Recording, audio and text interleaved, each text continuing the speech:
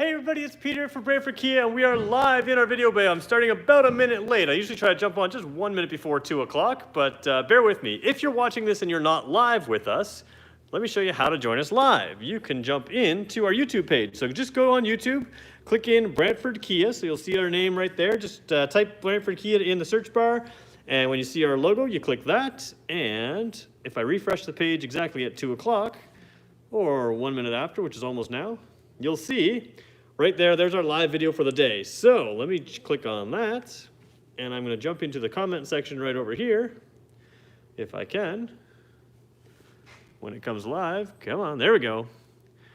All right, so I'm going to zoom in here and scroll across there. The reason I did that is because I can now see your comments over on my big screen over there, so I can see them from a little further in the room. If you're just joining us, you may know that over the past several weeks, many weeks now, during these COVID times, we have been coming to you from our unfinished video bay, and you may have heard yesterday that they're going to come finish our video bay very soon. They are definitely going to do that soon. It looks like I can still come to you all week from here, and beyond this week, we'll have to figure out what I'm going to do because they're going to finish our unfinished video bay. They're going to put a ceiling in, they're going to put some flooring in, and they're going to finish up the walls. So in the coming days, you may see some changes in this room.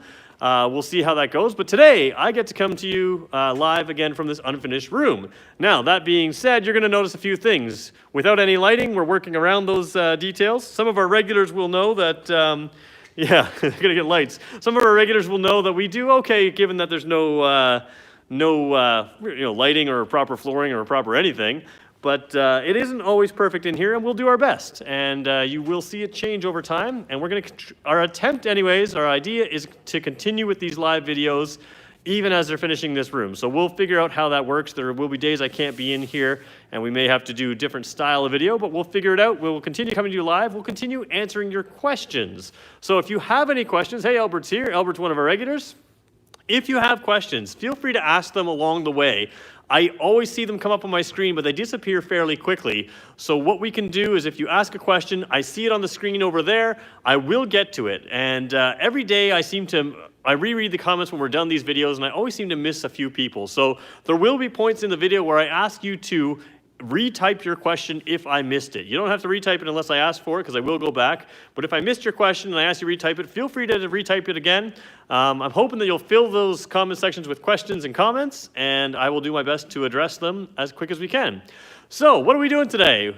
First of all, we are on a Kia Sportage EX all-wheel drive. So this car has been in the video bay before, and we've talked about this car compared to the Kia Seltos, and I kind of felt like maybe I didn't do it full justice when I compared it to the Seltos, because as you all know, I'm a big Kia Seltos fan. So Tim and I were talking about this yesterday. Tim's joining us in the comment section. He's going to help me out as much as he can. He's also a very busy man, but when he can help me out, he'll help me out there. So hey, we were talking yesterday, and we were saying how this EX all-wheel drive is kind of that perfect mix. If you're looking at that LX all-wheel drive, you should definitely consider that and the and the Seltos, both vehicles. This one may be something where there may be features on this car that you want, and the Seltos becomes something that you don't want. But there are currently 9 different trim levels of the Kia Sportage. So that may seem like a lot. It seemed like a lot to me when I was like, wait a minute, there's 9 now? So there's always been 6 trim levels. We'll talk about what they are in a minute. Those 9 levels, what that is there are 3 new Black Edition models. So they are, whether it's Black Line or Black Edition, you'll see that we did this, what did we do? The Sorento video the other day. And we did the Black Edition Sorento. And the Black Edition Sorento had some black wheels, black mirror caps, and black roof rails. This one does have black roof rails because it has a sunroof, panoramic sunroof, but it doesn't have the black mirror caps or the black wheels. There are 3 different Black Line editions. We're not going to talk too much about those Black Edition models today because we will have some in stock. But like I said on the Sorento has 1 Black Edition. The Sportage has 3. So that makes it 9 trim levels. But really all those is a black wheels, black mirror caps, black roof rails. They're an additional sport appearance package, essentially, to the existing trim levels. So when I say EX, if you get an EXS in the future, or an LXS or an EX Premium S, that S indicates that S-line in Canada indicates those black trim wheels and other things. So it seems like a lot, but there's only really 6. It's basically what we're getting at. So I'm hoping to earn some likes over this video. I've already got a few, and I really appreciate that. Anytime you give this video a like, that tells my bosses you want to see more of these, and that keeps me giving them to you. The other thing that a like does is it's not something I want always just given. If I earn it at some point throughout this video, do that for me. Give that video a like, or that video a like. And if you want to subscribe, that would be also awesome, because that just tells us that we can continue to do these things. All right, super long intro, but you know what? We got time. Okay, so we're going to go for the next half hour or so. We're going to talk about this vehicle. And I should say I am a fan of this video. I sort of underplayed when we did the Seltos that I was a fan of the Seltos, and the Seltos was my favorite. At certain turn points, the Seltos is my favorite. This EX all-wheel drive I am also a big fan of. There's been a few little updates since this car first came in. This was actually one of the very first vehicles I did when I started at Brantford Kia. When we did a full walk-around review, I followed this car. I shouldn't say it's the first vehicle I did. It's the first car I followed from the auto show, pre-production, right into production. And if you followed me at all in the past 5 years or so, you'll know that I tend to follow cars from pre-production to the auto show circuit, right out to production. And recently with the Seltos, we went to the LA Auto Show, which who knows if we'll have one of those again. And we did that. So this is sort of the first vehicle I did. And there's been some improvements on this car, but not a whole lot. Just a few little tweaks on this car because they really got it right from the beginning. You'll notice a little different bumper design here than some of the previous models. We'll talk about some differences between the front-wheel drive and the all-wheel drive. Everything is all-wheel drive except for the LX front-wheel drive, the very base model. The back here, we'll get the lights up in a minute, or closer to the end of the video. One trim higher than this, you have LED lights. These are not LED, but they have sort of sharpened up the look of the lights. Signal lights down here in the bumpers, and we'll talk about that in a little bit. We're going to check the luggage compartment out. I left Teddy in the other room. I might go get him in a second. But if those of you are my regulars and you're wondering if I'm talking about a teddy, if you're not a regular, there's a teddy bear I use to measure trunk space. He's awesome. It works great. So you know what? Why don't we go get him right now, and we'll pop open the trunk. What I've done is I've left the seat down in this one. A lot of things I want to show you in the trunk on this model. So with the seat down, we're going to show you how big that is. Give me 2 seconds. I'm going to break my quarantine here and jump out and get Teddy. Welcome to my office, everyone. Here's my teddy bear. He has a nice couch in my office. All right, let me shut that door so they don't be bothered by me. We'll get Teddy in there for a second. There's our little construction area. All right, sorry about that. We were moving construction people out of here just before 2 o'clock. There's Teddy, okay. You guys are a big fan of Teddy. Here's Teddy, and what I always do is I put his belly against the back seat, and I put him kind of laying like that. He's got a little more room to go like this. Here is Teddy. You can see the trunk floor on this car is pretty long. If you compare Teddy to some of the other cars, you've still got some space out here, especially compared to something like a Soul. We did look at the Seltos. The Sportage does have a bigger trunk than the Seltos, and I'm not sure. It depends on how practical you want to look at it, because the Seltos, I would say, is pretty much equal space along the width and the end here. Just harder to tell between the wheel wells there, or the bumps for the wheel suspension intrusion. With the seat folded down, Teddy's about 5 feet tall, give or take. I haven't measured him, but he seems about a foot shorter than I am. He isn't even touching that chair up there, and you can see he's got a lot of space. So people always ask me, can I camp in these vehicles? It's one of the weirdest questions. I guess a lot of people like to camp in their regular vehicles. I bet you I could sleep in this car if that's what you're asking. So sometimes I get these questions from people who like to camp just in their vehicles. I bet you I could sleep in there. And you can see it's pretty much a flat floor in there. There is a little bit of an incline, a little bit to the seat. We'll look at that in a second when the seat's folded. This car was one of the first cars we had that didn't only have underfloor storage like this. Has some underfloor storage right there. You get the top trim level, you do get a spare tire. If you get this trim level, you get an inflator kit. I believe the precise term is glamp. Yeah, see, this is not glamping if you're sleeping in your car. That's nearly homeless to me. Glamping is taking my trailer with its own bathroom, and that would be glamping. But I hear you. I'm not in with the cool kids. I can go camping in a kayak, or I can go camping with a bathroom in my trailer. You call it, I'll be there. Right? I just like to camp at all, really. Anyways, those of you may have noticed I just lowered that floor, gained about 71 liters of space. Now, this floor doesn't lower as much as some of our other floors, but you do gain some space, and you'll see a little spot in this hole in the floor there, or coming in through here. What we have is, if you've seen those little cargo covers that you mount back here, you can get one mounted to this car. The higher trim levels have it standard. I'm sure you can get it as an accessory. The nice thing about this car is you can put it along the top of the floor if you put it over here when the floor is raised, or you can put it under the floor. So when the floor is at its highest level, you can pop this little plastic panel out, stick it in there, and it goes across the back. You never have to take that cargo cover out of the trunk. So that floor does lower.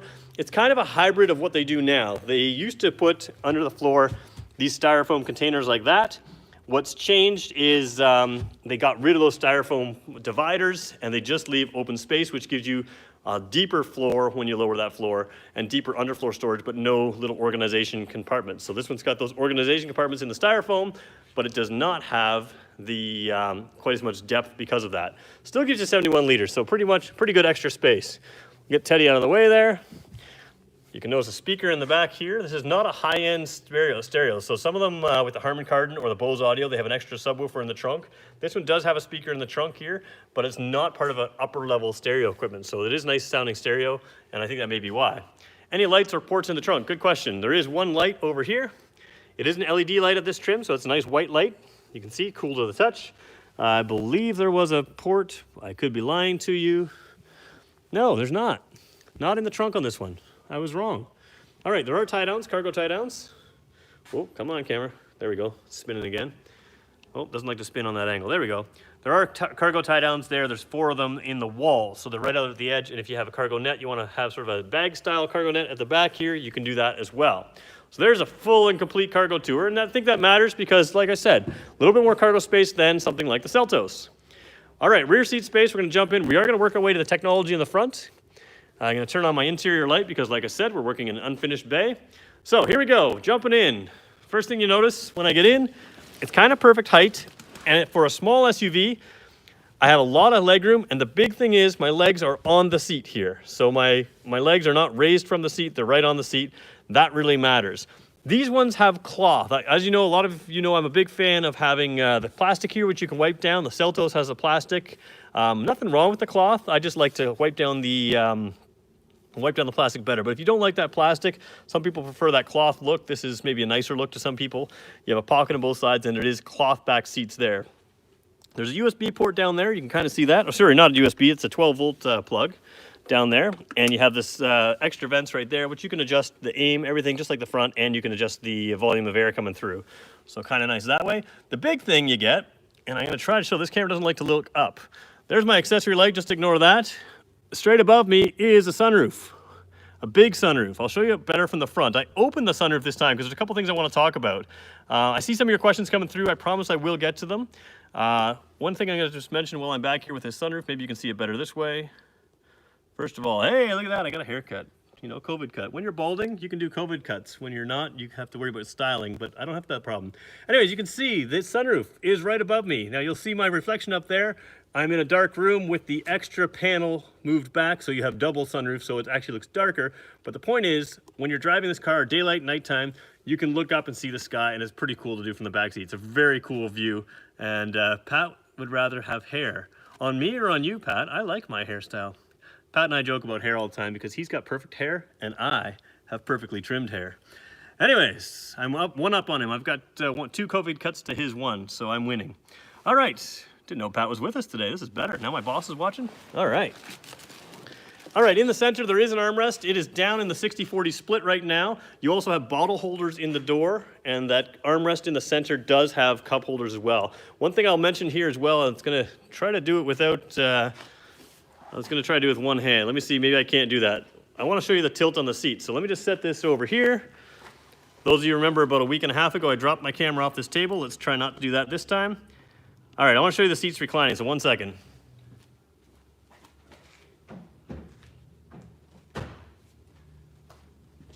All right, so if I have tall cargo, you can see that that seat is square.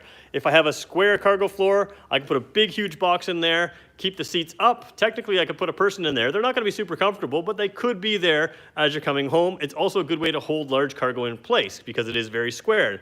Now I'm going to send it all the way back, and you're going to see the difference. 1 second.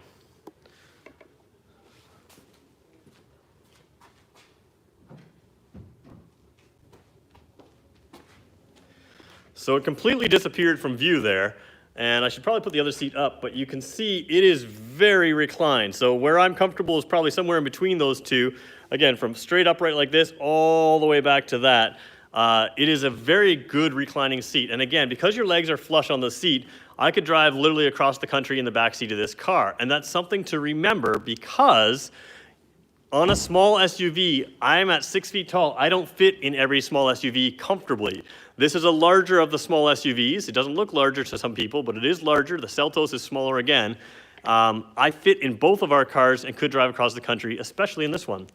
All right, the one piece of measurement compared to the Seltos that is smaller on this car, which is the larger vehicle than the Seltos, is front seat headroom. There's just a hair less headroom, but I'm going to show you what that means in a second as we jump in here.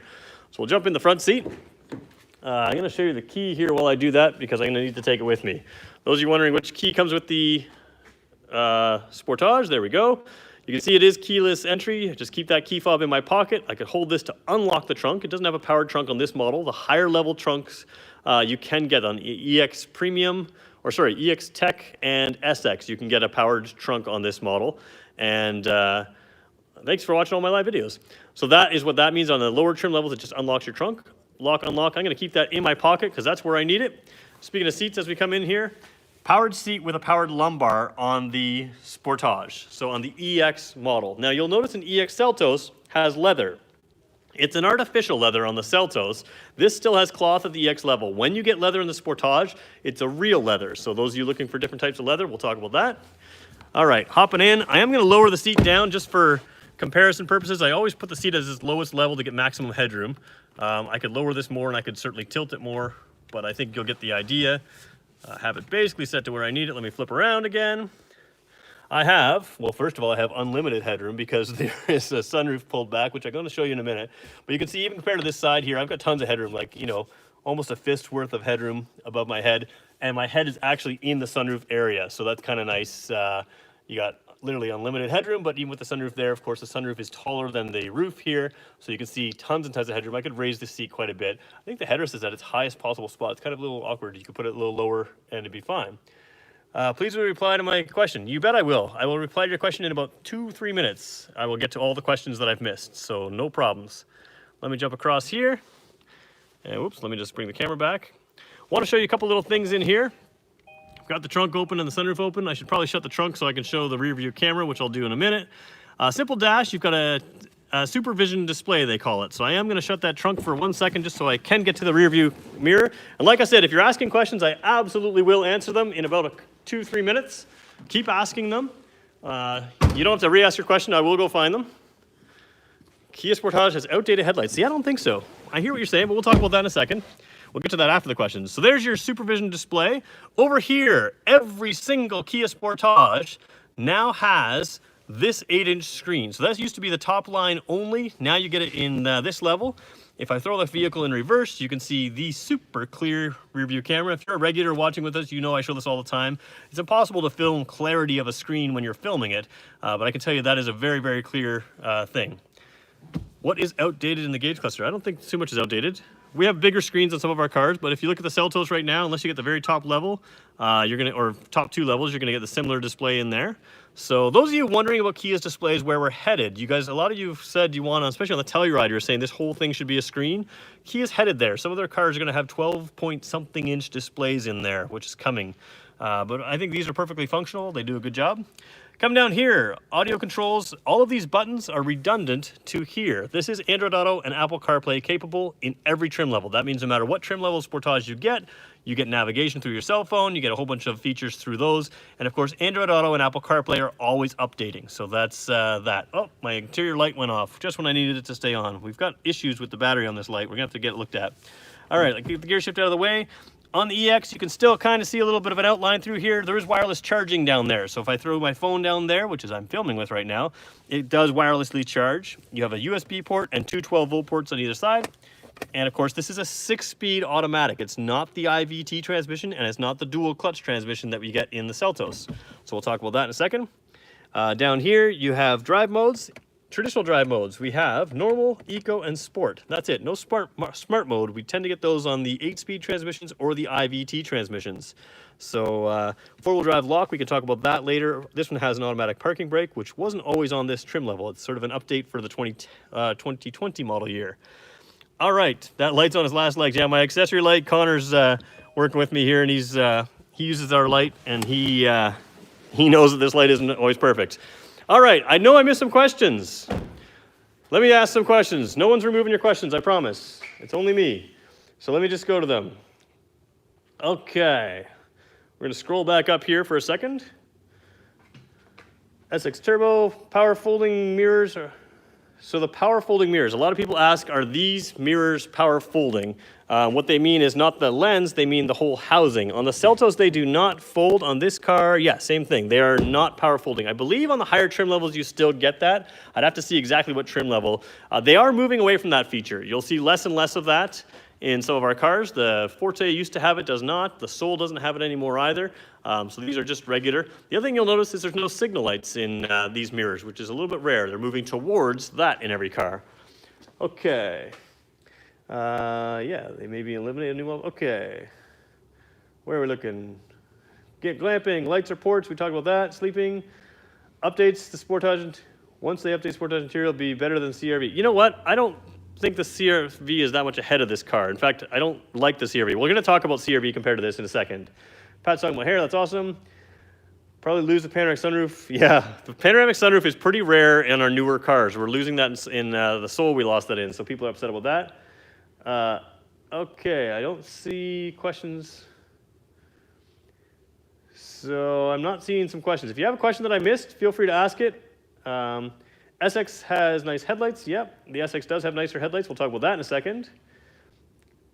Okay, why did they do a full bar taillight, but at night it doesn't even illuminate? Yeah, I don't know. I think it's just a styling detail. Can you please sit in the back so I can see the legroom? Yeah, we just did that, so I'll get back to that and do that again in a couple minutes. I want to show headlights on this car. There are some options on the Sportage. These ones are sort of middle of the line. Oops, let me turn the car back to on. There we go. Car's on, lights are on, fog lights are on. All right. We'll talk about lights on this car. So some people said earlier in the video they think it's out of date. I think you're meaning you want more LED lighting. The 2010 higher trim levels do have LED headlights. These are still regular projector beam headlights, so you can see they're a little bit yellow in the video. And then the marker lights are LED. On the very lower level, you don't have, on the LX models, you don't have these as LED. On this car, they are, so they're very white. You can't see the color perfectly, but you can see a comparison. These are more white than those, and that is true in real life. Down here, you have regular halogen fog lights as well, both projector beams, so nice sharp cutoff, very focused light. If you move up, you have a bit of an X pattern to this light here, and you have, similar to the Forte, you will have LED headlights in there. So in the past, they used to have HID headlights on the top trim only. Now you have LED headlights on that trim as well. So that's the front lights. Again, you'll notice no signal lights in the mirror, which is a little bit strange. You have these lights that come on right here, which are way back on the side of the car, but yeah, no signals in the mirrors, which is different. We're going to talk about that sunroof in a second. We're going to talk about this compared to a CR-V in a second as well. A little bit of a marker light there on the side, and you can see, although they're not the LED lights from the trim or so higher, you have some nice pattern that's updated in the 2020s. So looks pretty cool there. Yeah, the color's really cool. It's a blue color. I can't remember the exact name of it. I'll check that in 1 second. Signal lights are down there in the white. They are yellow signal lights.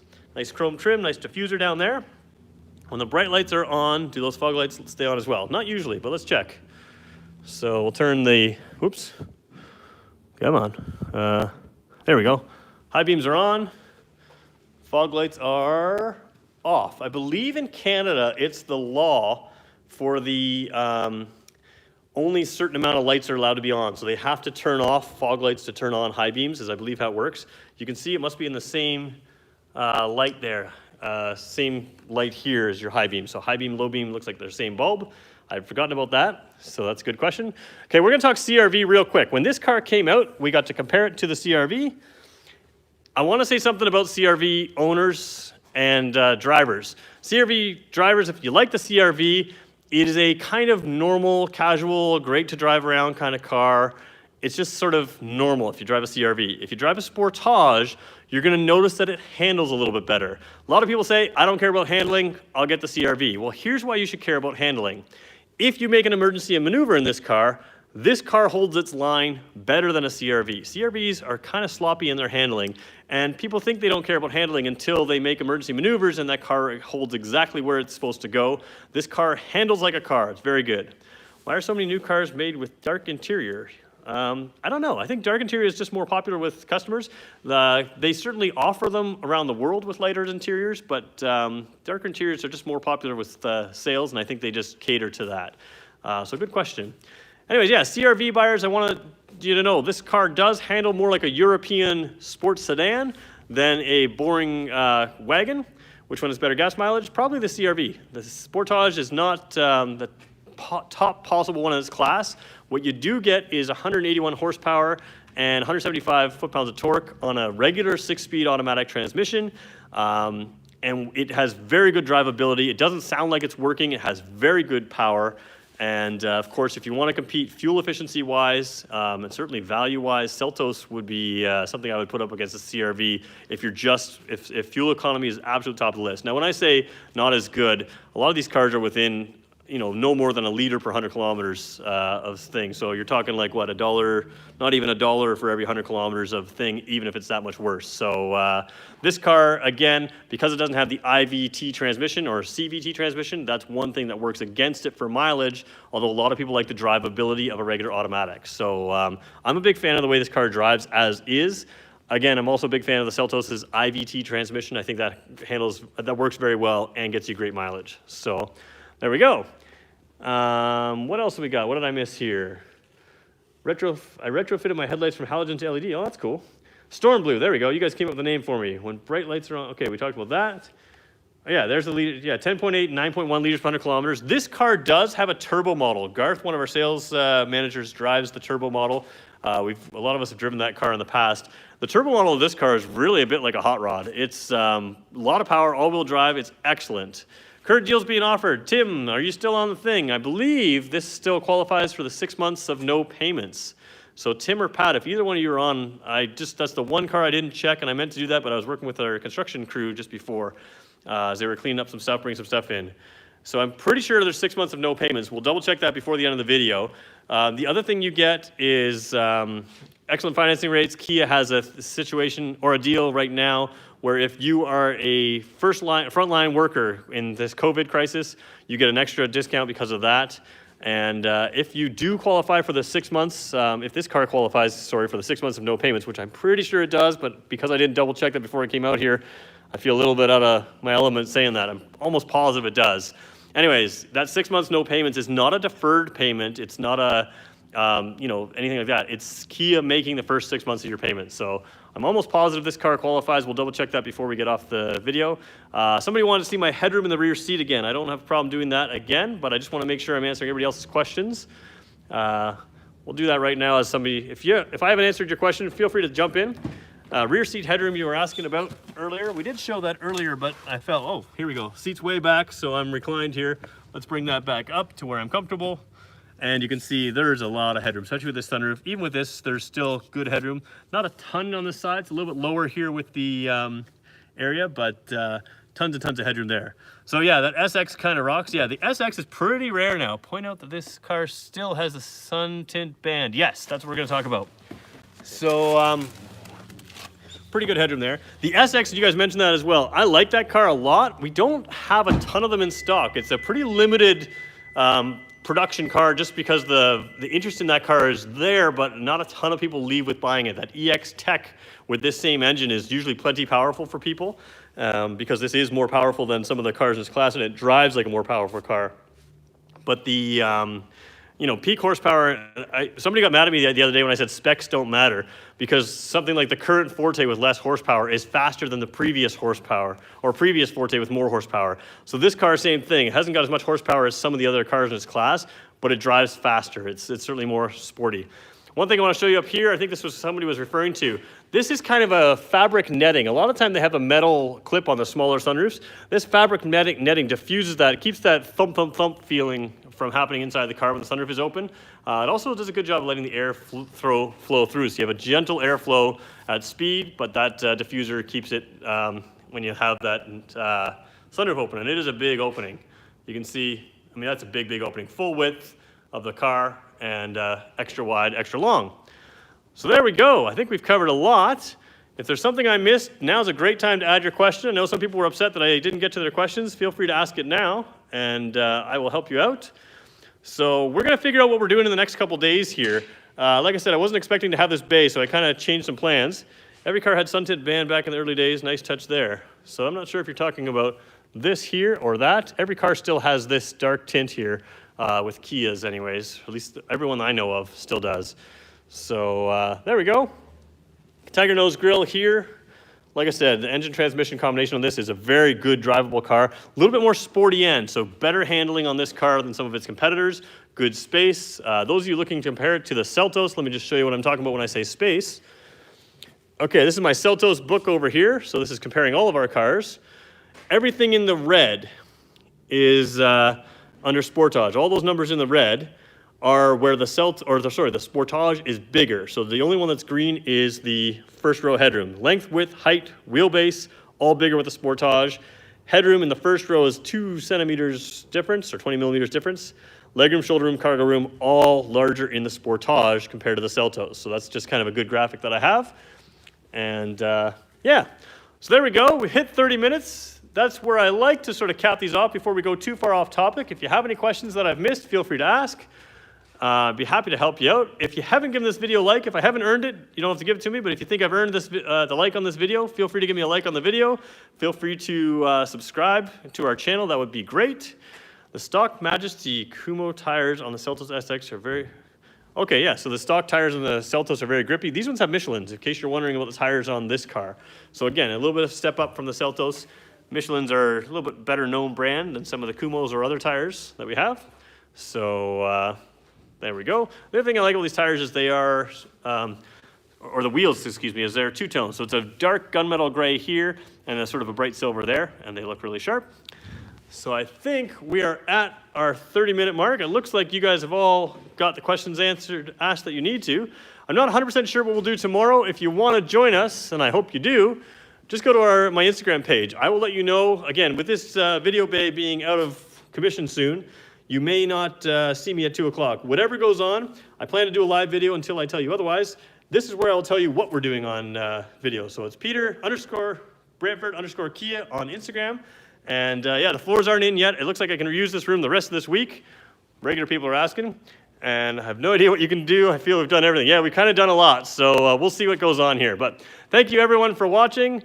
We will be back tomorrow at 2 o'clock. They will be working on this room. So keep an eye on Instagram. We'll tell you what we're doing. And yeah, I think we're going to wrap it up right there. Thanks, everybody, for watching. We'll see you later.